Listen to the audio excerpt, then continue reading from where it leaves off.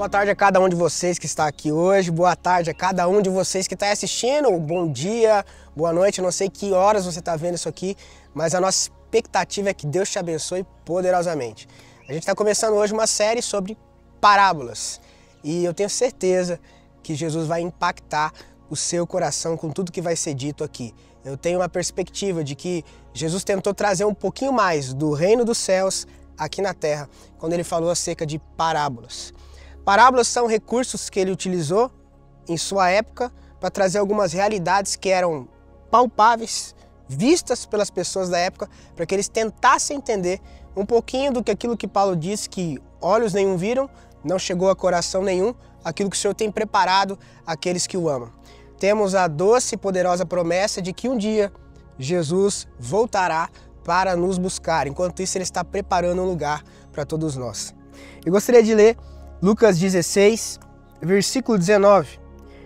O título da minha Bíblia diz assim: O rico e o mendigo. Ora, havia certo homem rico que se vestia de púrpura e de linho, finíssimo, e que se alegrava todos os dias com grande ostentação. Havia também certo mendigo, chamado Lázaro, coberto de feridas, que ficava deitado à porta da casa do rico. Ele desejava alimentar-se das migalhas que caíam da mesa do rico, e até os cães vinham lamber-lhe as feridas. E aconteceu que o mendigo morreu, e foi levado pelos anjos para junto de Abraão. Morreu também o rico, e foi sepultado. No inferno, estando em tormentos, o rico levantou os olhos e viu ao longe Abraão, e Lázaro junto dele. Então, gritando, disse: Pai Abraão, tenha misericórdia de mim, e mande que Lázaro molhe a ponta do dedo em água e me refresque a língua, porque estou atormentado neste fogo. Mas Abraão disse: Filho, lembre-se de que você recebeu os seus bens durante a vida, enquanto Lázaro só teve males. Agora, porém, ele está consolado aqui, enquanto você está em tormentos. E além de tudo, há um grande abismo entre nós e vocês, de modo que os que querem passar daqui até vocês não podem, nem os de lá passar para cá. Então o rico disse: Pai, eu peço que mande Lázaro à minha casa paterna, porque tenho 5 irmãos, para que lhes dê testemunho, a fim de que não venham também para este lugar de tormento. Abraão respondeu: Eles têm Moisés e os profetas, ouçam-nos. Mas ele insistiu: Não, pai Abraão, se alguém dentre os mortos for até lá, eles irão se arrepender. Abraão, porém, lhe respondeu: Se não ouvem Moisés e os profetas, também não se deixarão convencer, mesmo que ressuscite alguém dentre os mortos. O texto começa dizendo acerca do rico e do mendigo. Ele fala que o rico, ele se vestia de linho fino, de púrpura, ou seja, né, a gente brinca muito hoje, né? Ó, você tá cheio de purpurina. Então, você vê que era alguém que quando chegava, todo mundo sabia que chegou, por causa das vestes que ele usava. E diz que a roupa era finíssima. E além de finíssima, diz que ele se alegrava com essas roupas com grande ostentação. Só ostenta quem não tem condição de ostentar, de comprar de fato aquilo. Só ostenta quem está querendo passar uma imagem daquilo que não é. E o engraçado é que a Bíblia diz que ele era rico, mas mesmo sendo rico, ele estava ostentando.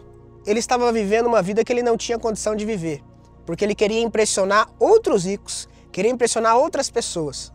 Agora a diferença é que a Bíblia diz que enquanto um se cobria com vestes finas de púrpura, tinha um outro mendigo que não tinha opção de se cobrir com nada, exceto com a doença que ele tinha. A Bíblia diz que Lázaro era coberto de feridas. Então, um tinha a alegria de escolher aquilo que ia se cobrir e, na verdade, estava com grande alegria ostentando algo que não tinha, para impressionar os outros, e um outro homem, sem opção nenhuma, que era coberto por feridas. Ele não tinha escolha de poder se cobrir com algo.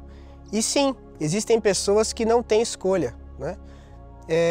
Existem pessoas que se fazem de fato de vítima, mas o termo vítima só existe porque de fato existem vítimas. Então, o caso de Lázaro, ele era uma vítima. Eu sei que tem gente que no mundo de hoje fala, não existe vítima. É óbvio que existe vítima. É porque você não está lá na África, na Zâmbia, né?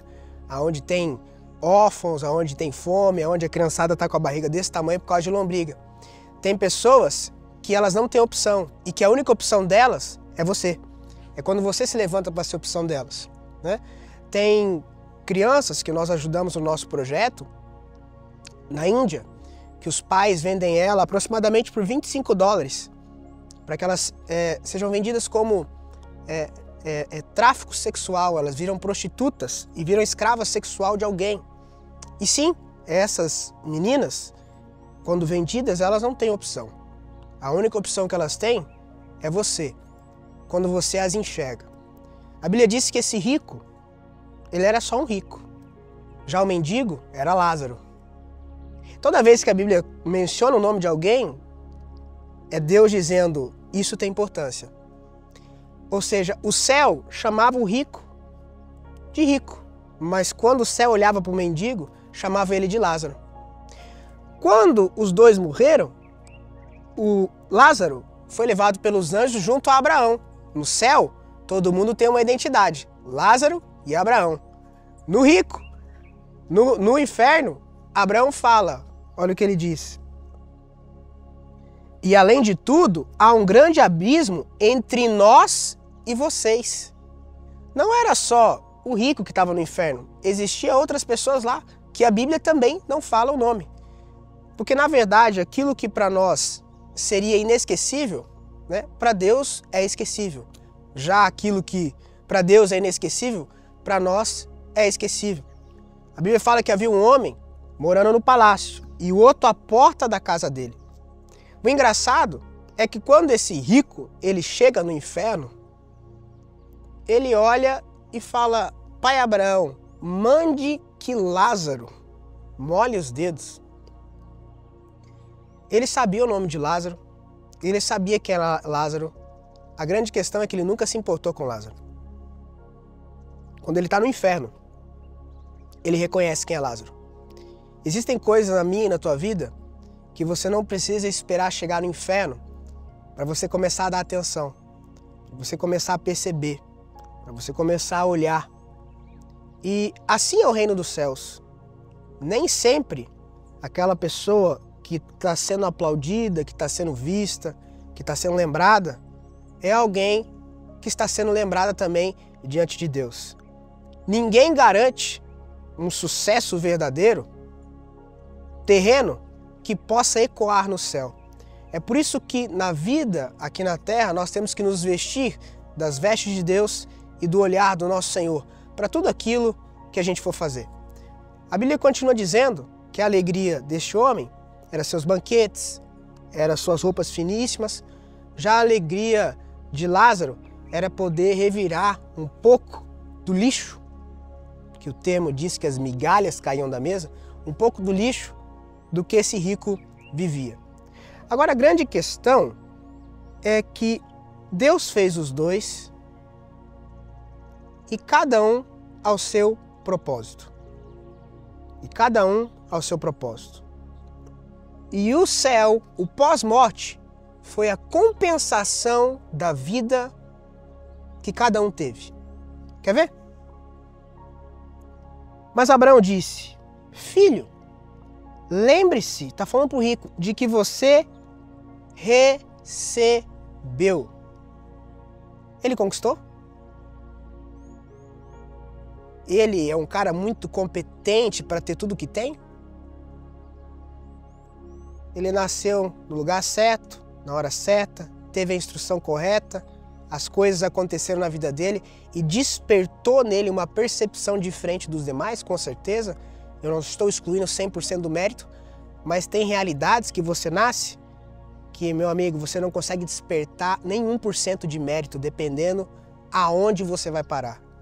E o texto está dizendo, mas Abraão disse, filho, lembre-se de que você recebeu os seus bens durante a sua vida, enquanto Lázaro recebeu só males. A sua oportunidade era olhar para Lázaro. E Lázaro existia para gerar em você uma oportunidade. E o respaldo de tudo isso é o pós-morte. Quando se chega ao céu, Deus está compensando cada um. Então, o olhar que a gente tem que ter numa situação como essa é que Deus não vê como o homem vê. Deus não vê como o homem vê. A gente tem que aprender a olhar e olhar de maneira diferente, porque tudo isso aqui é passageiro. Você pode estar sendo aplaudido, você pode estar sendo lembrado por todo mundo, você pode ser como esse rico, morar num palácio, mas tem aquelas pessoas que ninguém vê. E quem sabe são essas pessoas que estão sendo lembradas, aplaudidas e que os anjos vão buscar para levar para o céu no dia em que todo homem morre. Eu não sei se você está percebendo qual é a visão do céu em relação a esse rico. E eu não estou falando isso que eu sou contra a riqueza. Aliás, não. A pior coisa que existe é a miséria. A pior coisa que existe é você precisar de uma cirurgia e ter que depender de um governo para te dar. Você precisar de um remédio para isso. E eu não acredito que Deus tem um propósito com a miséria. Aliás, Ele escolheu a mim e a você justamente para combater isso. Aliás, egoísta é aquele que trabalha no fim do mês e fala, para mim tá bom. Eu tendo para me manter e viver, tá tudo certo. Egoísta. Porque você só pensa em você. Você devia achar meios de produzir para ter para você e para poder fazer algo por alguém mais. Se você não consegue isso de maneira financeira, ao menos com o seu tempo, ao menos com um pouco mais do seu suor, ao menos com o seu joelho dobrado. A pessoa que tem a perspectiva financeira de apenas acalmar a própria alma, a própria família, é um grande egoísta. Agora, a Bíblia está falando que os cães lambiam as feridas de Lázaro. E agora eu não sei se você está entendendo que na ótica do mundo, o rico era o cara. E o Lázaro era um desconhecido. E o céu está dando um recado aqui para nós. Qual é o recado? Que em vida, os cães lambiam as feridas de Lázaro. Quando Lázaro foi ao céu, quem estava no inferno querendo lamber os dedos de Lázaro? No olhar do céu, tem gente que é como um cão. E o cão tem seu lugar. O cão tem suas consequências. O cão tem seus tormentos. É por isso que, para desenvolver uma visão de reino de Deus, nós temos que aprender a enxergar o que verdadeiramente é sucesso.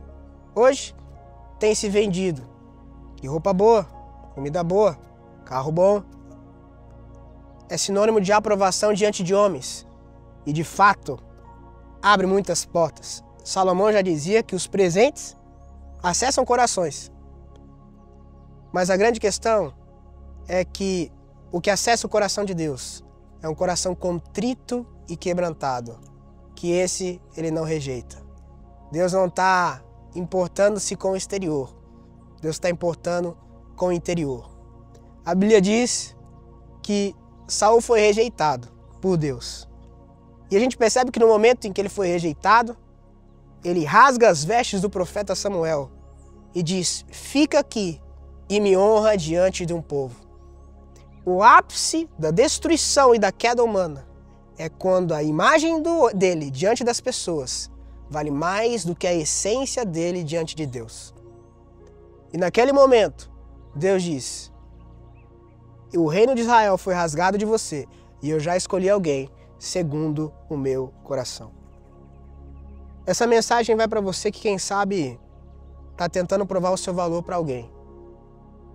E eu vim dizer que você vale mais do que tudo para Deus e que você tem que estar ocupado com Ele, ocupado com a presença dEle, ocupado com o que Ele pensa.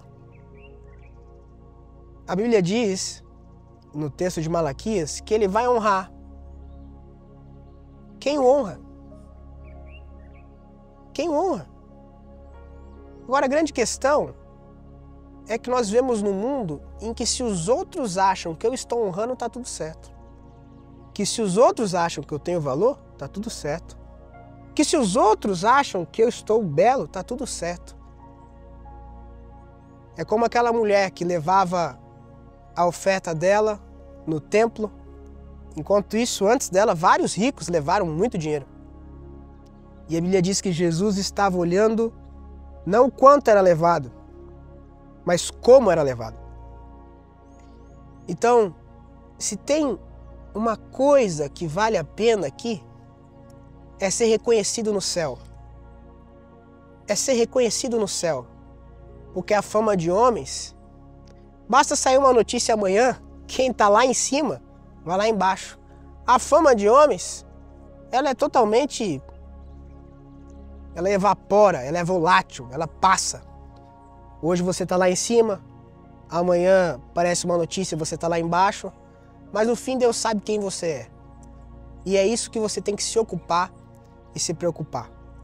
Então, nesse momento, eu gostaria de fazer uma oração com vocês, para que vocês direcionem o valor de vocês ao Senhor e que, independentemente de como é que você está, a tua vida hoje, você está talvez esperando a aprovação de alguém, você está esperando o elogio de alguém. E, na verdade, tudo isso está acontecendo para provar o seu coração e ver o porquê você faz o que faz, porquê você serve como você serve e aonde está a sua alegria. A Bíblia diz que os que confiam no Senhor não se abalam, são como os montes de Sião. Então, a grande questão, nesse momento de tormento e tristeza que talvez você esteja aqui ouvindo, da onde você puxa a tua alegria? Aonde você puxa a tua força? Quem de fato é o seu amparo? E quem é que vai dar a última palavra na sua vida?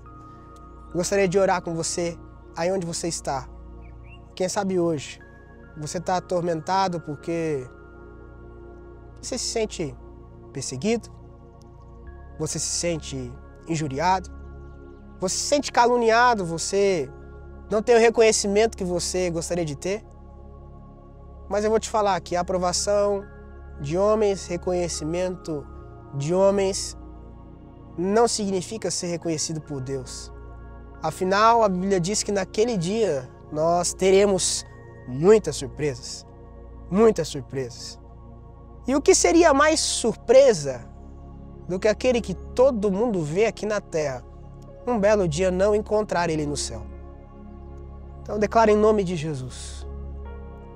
Pai, que a tua alegria nos preencha, que teu amor nos constranja. Nós queremos sentir a tua presença, ser impactado pela tua glória e receber um toque de renovo do teu Espírito Santo, que sabemos, Deus, que diz para nós: meus filhos, meus amados, que me dão prazer, Pai. Pedimos, nos conduza com a tua mão de graça e poder, porque queremos, Deus, ouvir a tua voz, e não só ouvir a tua voz, mas ser praticantes da tua verdade. Eu abençoo, Deus, uma geração e declaro, Deus, renovo, vida, alegria, e declaro que possam ver com as tuas lentes, tocar com as tuas mãos e falar com a tua boca. Nós não nos importamos com o que o mundo diz, mas sim com o que o Senhor tem falado a nosso respeito. Que a tua palavra seja a verdade, a luz e o caminho para todos nós, em nome de Jesus. Amém, amém, amém. Se essa mensagem te abençoou, por favor, clique em curtir, compartilha com todo mundo, né? E claro, se inscreve no canal e ativa o sininho para toda vez que a gente subir alguma mensagem aqui, você possa já receber em primeira mão. Que Deus te abençoe, em nome de Jesus.